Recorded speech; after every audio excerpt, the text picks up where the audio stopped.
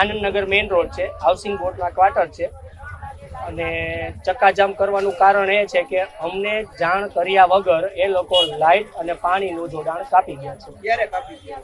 બપોરના 3:30 થી 4 વાગ્યાની આસપાસ. અમે કોર્પોરેશનમાં રજૂઆત કરવા ગયા હતા. અહીંના ઇજનેર સાહેબ આવ્યા હતા. એ લોકો એવું કીધું કે તમે કોર્પોરેશનમાં જાઓ.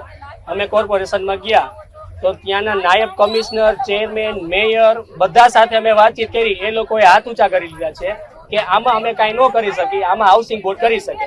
અને જે લાઇટ કટિંગ કરવા અને નળ જોડાણ કટિંગ કરવા આવ્યા એ બધા કોર્પોરેશનના જ માણસો હતા. અગાઉ 15 દિવસમાં 2 નોટિસ આપવામાં આવી હતી. એ નોટિસ રિનોવેશન માટેની હતી અને અગર રિનોવેશન ન કરવું હોય ને 6 બ્લોકમાંથી મતલબ કે 75% એગ્રી થઈ જાય તો રીડેવલપમેન્ટમાં જશે.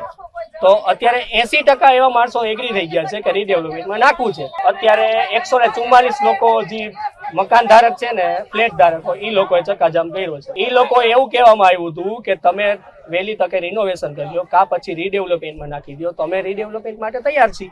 એ છતાં એ લોકો કટિંગ કરી ગયા છે. એના માટે બધાની સાઈનું લેવી પડે, બરાબર? એના માટે અમારે 2-4 દિવસનો ટાઈમ તો જોઈએ ને.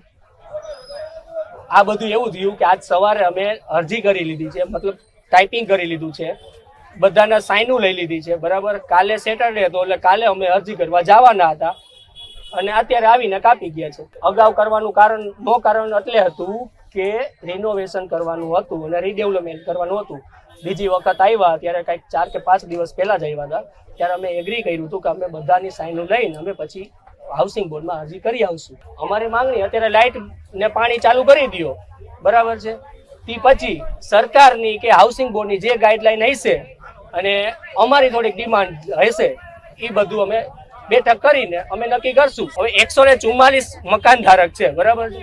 તો એ લોકોને રહેવાની સુવિધા તો જોઈએ. અમારી એક સિમ્પલ ડિમાન્ડ છે કે તમે અમને રહેવાની સુવિધા આપો, બરાબર? અમે ખાલી કરવા તૈયાર છીએ.